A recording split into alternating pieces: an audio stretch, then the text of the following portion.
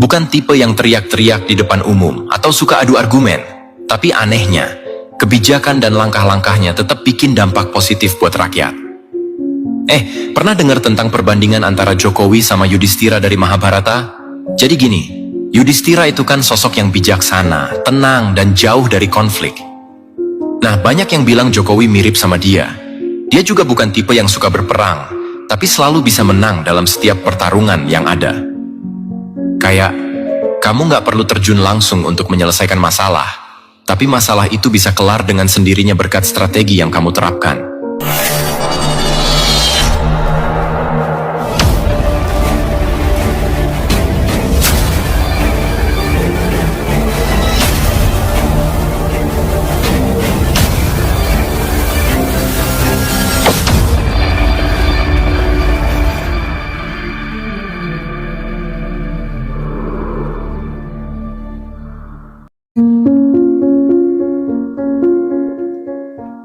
Siapa sih yang nggak penasaran sama gaya kepemimpinan Presiden kita, Joko Widodo? Atau lebih akrab kita panggil Jokowi. Dia ini sosok yang unik banget loh. Gaya kepemimpinannya bener-bener beda dari para pemimpin sebelumnya. Bukan tipe yang teriak-teriak di depan umum atau suka adu argumen. Tapi anehnya, kebijakan dan langkah-langkahnya tetap bikin dampak positif buat rakyat.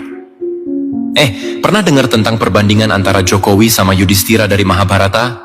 Jadi gini, Yudhistira itu kan sosok yang bijaksana, tenang, dan jauh dari konflik. Nah, banyak yang bilang Jokowi mirip sama dia.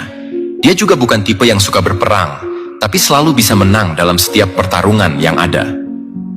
Kayak, kamu nggak perlu terjun langsung untuk menyelesaikan masalah, tapi masalah itu bisa kelar dengan sendirinya berkat strategi yang kamu terapkan.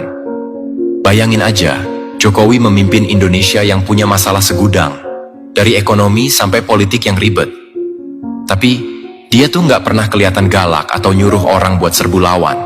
Dia justru tampil santai dengan senyum yang menenangkan. Mungkin benar juga kalau ada yang bilang kepemimpinannya kayak meditasi. Ketika dapat kritik atau tekanan dari oposisi, dia lebih milih tenang. Bukannya bikin keributan, dia malah pakai cara yang halus. Akhirnya, masalah terselesaikan tanpa ribut-ribut. Ini yang bikin orang-orang percaya kalau Jokowi punya semacam ilmu untuk tetap menang meskipun kelihatannya nggak banyak berjuang. Sama kayak Yudhistira yang selalu menang meskipun bukan petarung. Dan inilah yang bikin Jokowi jadi sosok yang bisa mengendalikan situasi dengan elegan dan penuh perhitungan. Keren kan? Yuk, kita bongkar sisi unik kepemimpinannya yang beda banget dari para pendahulunya. Siapa tahu, kamu bisa menemukan jawaban di balik senyum tenangnya itu. Bismillahirrahmanirrahim.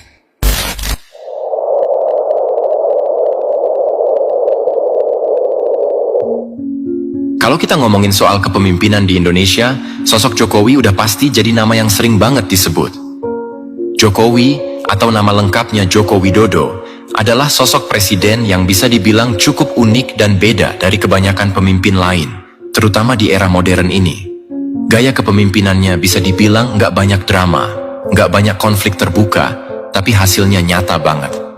Dan inilah yang bikin orang-orang mulai membandingkan Jokowi dengan tokoh legendaris dari kisah Mahabharata, Yudhistira. Dari awal kemunculannya di panggung politik nasional, Jokowi udah kelihatan beda. Alih-alih pamer kekuasaan atau sok gagah dengan jargon-jargon politik yang bombastis, dia lebih suka tampil sederhana. Siapa yang nggak ingat gayanya yang suka belusukan ke pasar-pasar, ngobrol langsung sama pedagang, atau bahkan masuk ke gang-gang sempit untuk ketemu warga? Belusukan ini adalah salah satu cara Jokowi untuk memahami permasalahan rakyat secara langsung. Dan ini jadi strategi yang sangat berbeda dari kebanyakan politisi lain yang lebih suka berbicara dari menara gading kekuasaan. Jokowi memang bukan tipe pemimpin yang suka adu argumen atau perang mulut di depan publik. Sebaliknya, dia lebih fokus pada hasil dan implementasi kebijakan yang nyata. Langkah-langkah ini menguatkan citra Jokowi sebagai sosok pemimpin yang berfokus pada kerja nyata, bukan sekadar janji politik. Sekarang, masuk ke konsep ilmu Peubu. Istilah ini mungkin terdengar asing bagi sebagian orang, tapi pada dasarnya, ilmu ini mengajarkan kita untuk menang tanpa harus berperang secara langsung. Ini bukan berarti kita lari dari masalah atau takut menghadapi tantangan, tapi lebih ke cara yang cerdas dalam menghadapi konflik dan tantangan.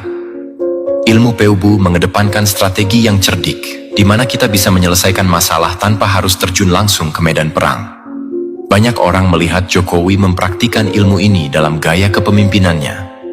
Misalnya, ketika menghadapi tantangan politik dari berbagai pihak, termasuk oposisi yang keras, Jokowi jarang sekali terlihat bereaksi dengan emosi atau adu argumen secara frontal. Alih-alih, dia lebih memilih bersikap tenang, membiarkan tindakan dan kebijakannya yang berbicara. Strategi ini mungkin bikin banyak orang berpikir kalau Jokowi lembek atau terlalu sabar. Tapi kalau dilihat dari hasilnya, kita bisa lihat bagaimana dia bisa mengelola berbagai krisis politik dan ekonomi tanpa harus mengobarkan konflik yang lebih besar. Contohnya lagi waktu pandemi COVID-19 melanda. Di saat banyak negara lain panik dan mengambil langkah-langkah yang drastis, Jokowi lebih memilih untuk tetap tenang. Dia nggak buru-buru menerapkan lockdown nasional, tapi lebih memilih pendekatan yang hati-hati dengan mempertimbangkan dampak ekonomi dan sosial yang lebih luas. Ini adalah salah satu contoh bagaimana Jokowi menerapkan ilmu Peubu. Dia lebih fokus pada cara-cara yang minim konflik, tapi tetap menghasilkan dampak yang besar. Selain itu, Jokowi juga terkenal dengan pendekatan diplomatik yang lebih halus dalam menangani masalah internasional. Dalam hal hubungan luar negeri, Jokowi jarang terlihat terlibat dalam perseteruan terbuka dengan negara lain, tapi di balik layar, dia melakukan diplomasi yang cukup kuat, terutama dalam hal menjaga kedaulatan Indonesia dan kepentingan nasional di arena internasional. Meskipun Jokowi punya kekuatan sebagai kepala negara yang didukung oleh militer dan kekuatan ekonomi yang besar, dia jarang sekali terlihat menggunakan kekuatan itu untuk memaksakan kehendaknya. Ini mirip dengan Yudhistira dalam Mahabharata, yang meskipun punya kekuatan fisik dan politik yang besar, lebih memilih jalan damai dalam menyelesaikan masalah. Seperti Yudhistira, Jokowi memimpin dengan kebijaksanaan, membiarkan kekuatan berbicara hanya jika benar-benar diperlukan. Kalau dipikir-pikir, banyak pemimpin yang lebih suka menunjukkan kekuatan mereka dengan cara yang terang-terangan, misalnya dengan melakukan aksi militer, atau mengambil keputusan yang kontroversial untuk menunjukkan dominasi mereka. Tapi Jokowi bukan tipe pemimpin yang seperti itu. Dia lebih suka mengambil pendekatan yang lebih halus, namun tetap efektif. Dan inilah yang membuat banyak orang menganggap Jokowi sebagai pemimpin yang menerapkan ilmu Peubu dalam kepemimpinannya. Sama halnya dengan Yudhistira, yang sering dianggap sebagai pemimpin yang menang tanpa harus bertempur langsung, Jokowi juga punya gaya yang mirip. Dia nggak perlu gluruk atau mendatangi musuh-musuhnya secara langsung, tapi dengan kebijaksanaan dan strateginya, dia bisa menang dalam banyak situasi tanpa harus menciptakan konfrontasi langsung.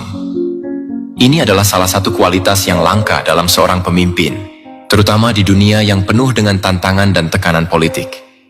Jadi, kalau kita lihat dari sini, ilmu Peubu yang diterapkan Jokowi ini sebenarnya adalah refleksi dari strategi yang cerdas dan bijaksana.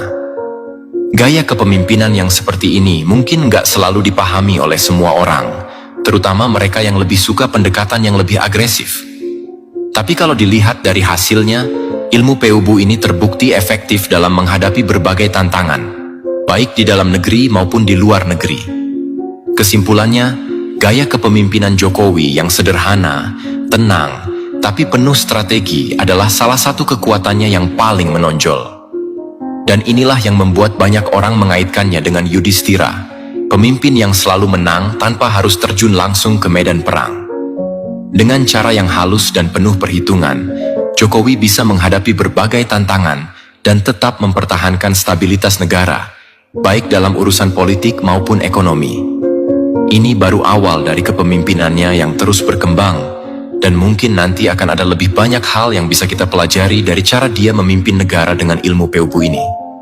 Ketika kita berbicara tentang Yudhistira dalam epos Mahabharata, salah satu ciri khas yang langsung muncul di benak banyak orang adalah sosoknya yang sangat damai dan cenderung menghindari konflik.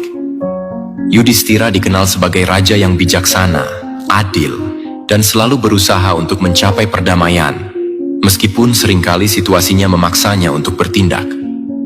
Nah, kalau kita lihat kepemimpinan Jokowi, Ada beberapa kesamaan yang menarik dengan karakter Yudhistira, terutama dalam hal memenangkan pertempuran tanpa harus bertarung. Sebagai seseorang yang berdarah putih, dalam arti Yudhistira adalah keturunan keluarga Pandawa yang mulia. Yudhistira selalu memegang teguh prinsip untuk tidak berperang kecuali benar-benar diperlukan. Ia bukan tipe orang yang senang mencari masalah atau memperkeruh situasi. Sebaliknya, ia lebih memilih jalan damai dan solusi yang bisa menguntungkan semua pihak. Dan ini adalah salah satu kualitas yang juga kita lihat pada Jokowi. Jokowi, seperti yang telah disebutkan sebelumnya, dikenal sebagai sosok yang sangat tenang dalam menghadapi berbagai tantangan, baik dari lawan politik, ekonomi maupun sosial. Kalau kita ingat, ada banyak situasi di mana Jokowi dihadapkan pada tekanan politik yang besar, terutama dari oposisi yang seringkali mengkritiknya secara terbuka. Namun, bukannya terjebak dalam debat yang panas atau adu argumen, Jokowi memilih untuk tetap fokus pada pekerjaannya dan menunjukkan hasil yang nyata. Salah satu contoh yang paling mencolok adalah bagaimana Jokowi menangani situasi politik saat pemilihan presiden. Dalam Pilpres 2014 dan 2019, banyak ketegangan yang terjadi, terutama antara para pendukung kedua kubu. Namun, Jokowi tidak terlibat dalam retorika politik yang memperkeruh suasana. Sebaliknya, ia tetap bersikap tenang dan berusaha untuk merangkul semua pihak setelah pemilihan selesai. Bahkan, setelah menang dalam Pilpres 2019, salah satu langkah pertama yang dilakukan Jokowi adalah mengundang Prabowo Subianto, lawan politiknya, untuk menjadi bagian dari pemerintahannya. Ini adalah langkah yang sangat Yudhistira-esk. Alih-alih membalas dendam atau memperkeruh situasi, Jokowi memilih untuk merangkul lawan politiknya dan bekerja sama demi kebaikan negara. Ini sejalan dengan filosofi kemenangan tanpa harus berperang. Yudhistira adalah sosok yang selalu berusaha mencari solusi damai sebelum melibatkan dirinya dalam konflik. Misalnya, sebelum perang Bharatayuddha dimulai, Yudhistira bahkan berusaha untuk mencapai kesepakatan damai dengan Kaurava, meskipun Kaurava terus menekan dan memprovokasi Pandawa. Dalam hal ini, kita bisa melihat betapa Yudhistira sangat menghargai perdamaian dan menghindari perang sebisa mungkin. Di sisi lain, Jokowi juga memiliki pendekatan serupa dalam menangani masalah dalam negeri, terutama yang berkaitan dengan konflik sosial atau politik. Alih-alih menggunakan kekuatan militer atau tindakan represif, Jokowi seringkali lebih memilih dialog dan pendekatan diplomatis. Salah satu contoh yang bisa diangkat adalah bagaimana pemerintah di bawah Jokowi menangani konflik di Papua.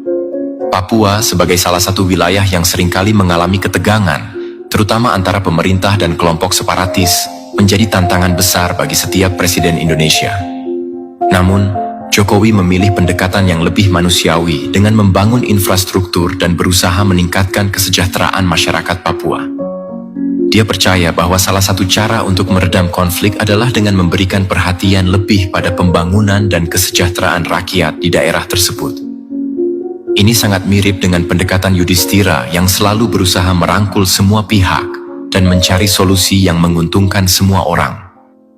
Namun, meskipun Yudhistira dan Jokowi sama-sama dikenal sebagai sosok yang cinta damai, bukan berarti mereka lemah atau takut berkonflik. Ketika situasi sudah tidak bisa lagi dihindari, Yudhistira tidak segan-segan untuk bertindak tegas. Misalnya, ketika perang Bharatayuddha akhirnya tidak bisa dihindari, Yudhistira dan saudara-saudaranya, Pandawa, turun ke medan perang dan menunjukkan kemampuan mereka dalam bertempur. Demikian pula dengan Jokowi, ketika sudah tidak ada lagi jalan damai atau ketika kepentingan negara terancam, Jokowi juga bisa bertindak tegas. Contohnya adalah bagaimana Jokowi menanggapi ancaman terhadap kedaulatan Indonesia, terutama dalam hal Laut Natuna Utara. Ketika kapal-kapal asing, terutama dari Cina, masuk ke wilayah perairan Indonesia secara ilegal, Jokowi tidak ragu untuk menunjukkan kekuatan militer Indonesia. Ia bahkan beberapa kali datang langsung ke Natuna untuk menunjukkan bahwa Indonesia tidak akan mundur dalam mempertahankan kedaulatannya.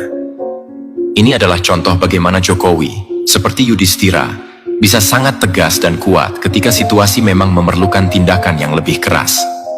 Selain itu, dalam hal penegakan hukum dan pemberantasan korupsi, Jokowi juga dikenal sangat tegas.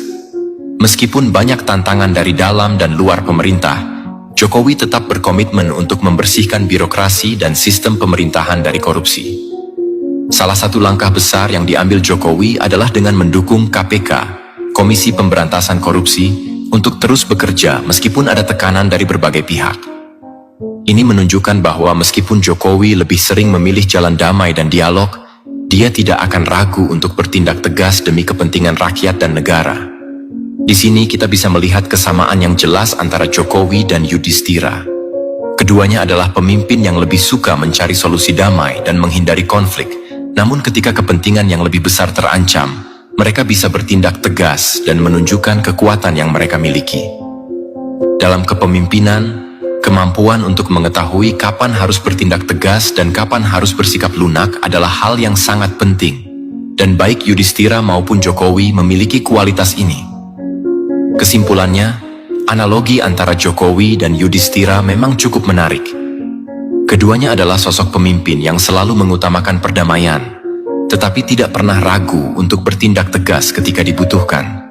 Gaya kepemimpinan yang seperti ini jarang ditemukan dalam dunia politik yang seringkali dipenuhi oleh retorika agresif dan konflik terbuka. Dengan mengutamakan dialog, kerja nyata, dan pendekatan yang lebih manusiawi, Jokowi telah membuktikan bahwa kemenangan tidak selalu harus diraih dengan perang atau konflik. Seperti Yudhistira, Jokowi telah menunjukkan bahwa kebijaksanaan dan strategi yang cerdas bisa menjadi senjata yang lebih kuat daripada kekuatan fisik semata. Ketika kita berbicara tentang kekuasaan, salah satu elemen yang sering kali dianggap penting adalah kekuatan militer atau bala tentara yang dimiliki oleh sebuah negara.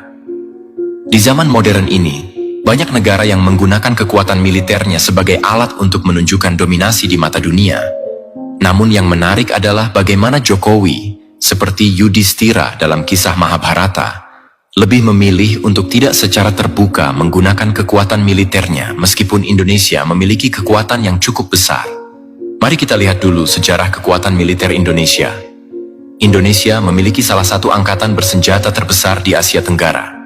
Dari segi jumlah personel, peralatan, hingga pengalaman dalam menangani konflik, TNI, Tentara Nasional Indonesia, memiliki reputasi yang cukup kuat. Misalnya, Indonesia telah terlibat dalam berbagai misi perdamaian PBB, dan juga berhasil menangani berbagai konflik internal di wilayah seperti Aceh, Papua, dan Timor Timur. Dari sini kita bisa melihat bahwa secara militer, Indonesia bukanlah negara yang bisa dianggap enteng. Namun, selama masa kepemimpinan Jokowi, kita jarang melihat kekuatan militer ini digunakan secara agresif atau sebagai alat untuk menekan pihak lain, baik di dalam negeri maupun di luar negeri. Hal ini mungkin berbeda dengan beberapa presiden sebelumnya yang cenderung lebih terbuka dalam menggunakan kekuatan militer sebagai bagian dari kebijakan mereka.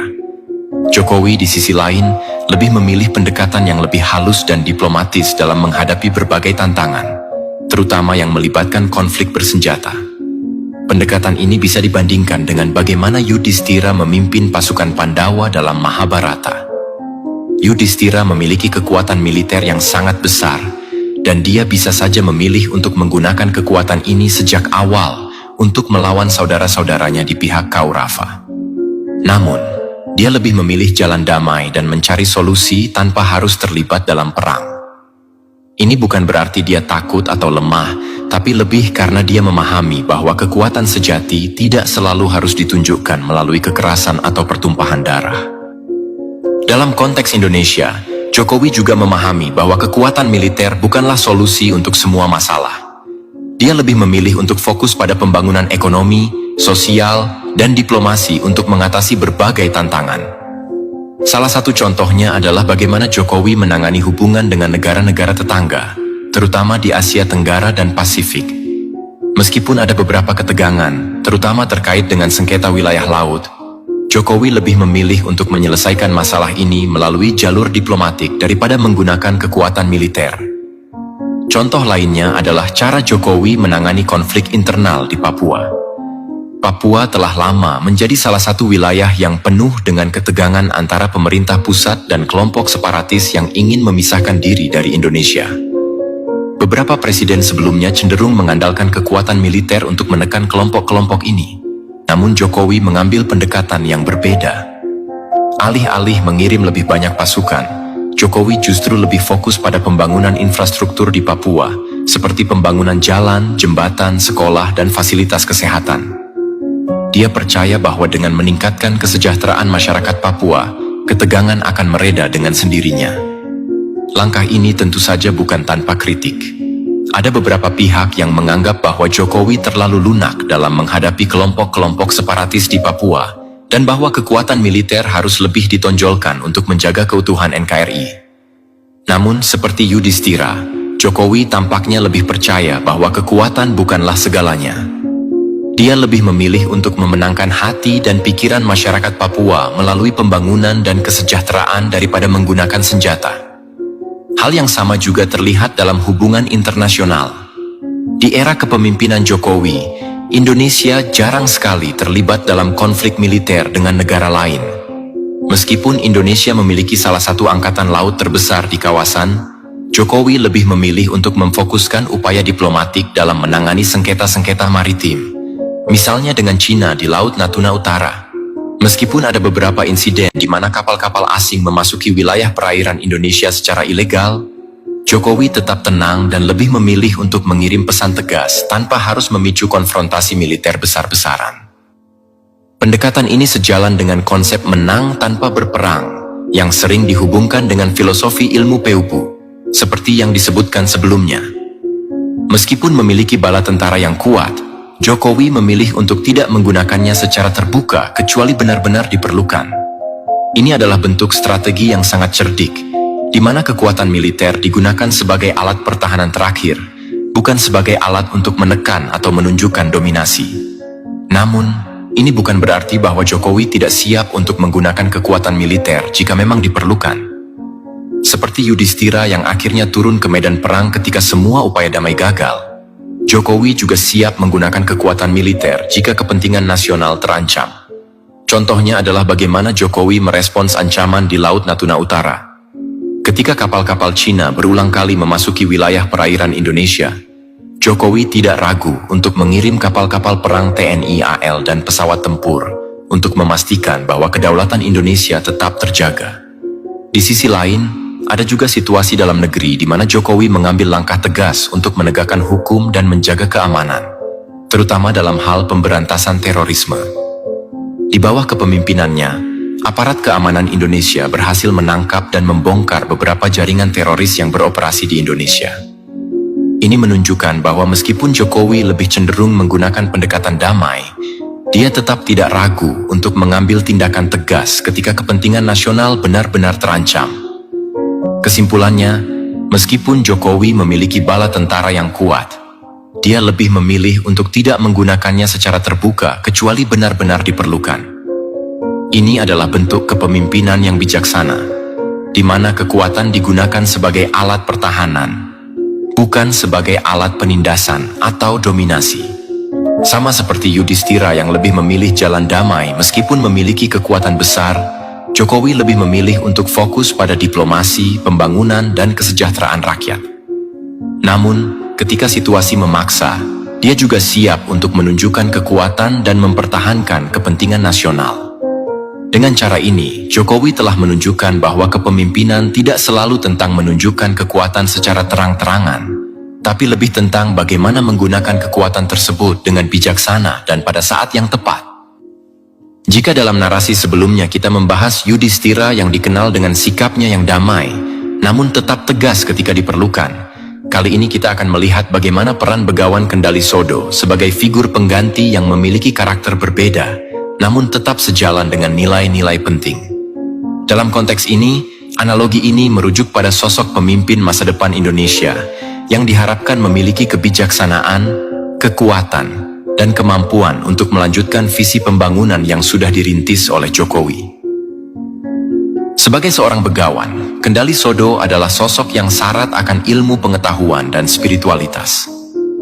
Di dalam cerita pewayangan Jawa, Begawan seringkali digambarkan sebagai sosok yang memiliki kearifan mendalam, mampu membaca situasi dengan tenang, dan memiliki kedekatan dengan alam serta spiritualitas. Kendali Sodo tidak hanya sakti secara fisik, tetapi juga memiliki kekayaan batinia yang membuatnya mampu memimpin dengan kelembutan, welas asih, dan keadilan. Begitu pula harapannya bagi pengganti Jokowi, yang harus bisa memadukan kekuatan fisik, politik, ekonomi, militer, dengan kebijaksanaan dan kedalaman spiritual.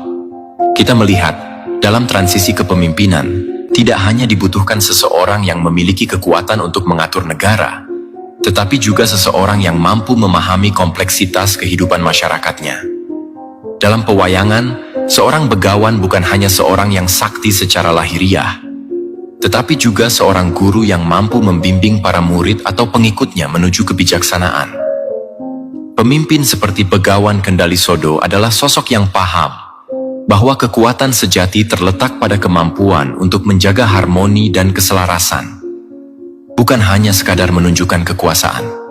Dalam konteks Indonesia modern, analogi ini bisa diartikan sebagai harapan akan munculnya pemimpin baru yang mampu melanjutkan kebijakan pembangunan, tetapi dengan pendekatan yang lebih holistik.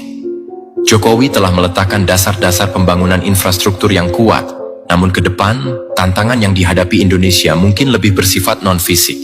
Perubahan iklim, kesenjangan sosial, kemiskinan, dan dinamika politik global yang terus berubah.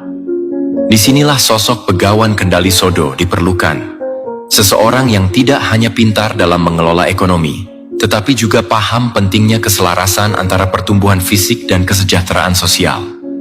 Pemimpin seperti ini harus memiliki welas asih, karena asih kepada rakyat menjadi dasar kebijakan yang berorientasi pada kesejahteraan. Namun juga harus tegas ketika menghadapi ancaman terhadap persatuan bangsa. Salah satu ciri utama dari seorang begawan adalah kemampuannya dalam menjaga keseimbangan antara kekuatan dan kasih sayang. Sosok pengganti Jokowi di masa depan juga harus mampu menyeimbangkan antara kebutuhan untuk bertindak tegas, misalnya dalam memberantas korupsi atau menjaga kedaulatan negara, dengan kebutuhan untuk menunjukkan kasih sayang dan empati terhadap rakyatnya, terutama yang paling rentan. Saat ini, Indonesia menghadapi berbagai tantangan yang tidak selalu bisa diatasi dengan kekuatan militer atau kekuasaan politik semata. Misalnya, permasalahan lingkungan yang semakin mendesak, seperti deforestasi, polusi udara, dan perubahan iklim, membutuhkan pendekatan yang lebih bijaksana dan strategis. Seorang pemimpin seperti Begawan Kendali Sodo akan mampu melihat jauh ke depan dan merumuskan kebijakan yang tidak hanya memberikan solusi jangka pendek, tetapi juga menjaga kelangsungan hidup generasi mendatang. Selain itu, pemimpin seperti Begawan Kendali Sodo juga harus memiliki kemampuan untuk membaca situasi global. Dunia saat ini berada dalam kondisi yang sangat dinamis, dengan berbagai perubahan geopolitik, ekonomi, dan teknologi yang memengaruhi setiap negara, termasuk Indonesia. Pemimpin masa depan Indonesia harus mampu menjaga stabilitas dalam negeri sambil tetap beradaptasi dengan perubahan-perubahan global. Sama seperti seorang begawan yang mampu melihat melampaui permasalahan yang ada di depan mata, pemimpin masa depan Indonesia juga harus memiliki visi jangka panjang untuk membawa negara ini ke arah yang lebih baik. Namun, yang paling penting dari semua itu adalah kualitas welas asih yang dimiliki oleh seorang begawan. Seorang pemimpin yang baik bukan hanya dilihat dari kemampuannya untuk membuat kebijakan yang tepat, tetapi juga dari bagaimana ia memperlakukan rakyatnya. Welas asih di sini bukan berarti kelemahan, tetapi justru kekuatan yang memungkinkan seorang pemimpin untuk mendengarkan dan memahami kebutuhan rakyatnya. Pemimpin yang welas asih akan lebih mampu membuat kebijakan yang inklusif, yang memperhatikan nasib seluruh lapisan masyarakat, terutama mereka yang seringkali terpinggirkan. Dalam pewayangan, Begawan Kendali Sodo dikenal sebagai sosok yang selalu memihak kepada yang benar, meskipun harus berhadapan dengan kekuatan besar.